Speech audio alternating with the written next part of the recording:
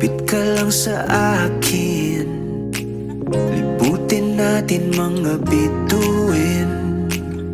Huwag ka nang mag-alanganin, dito ka lang at ako'y sabayan.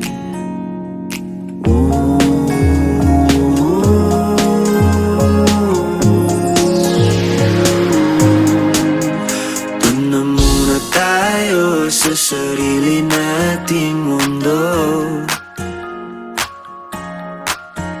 kung saan di magulo, pag-ibig ang nagpapatakbo.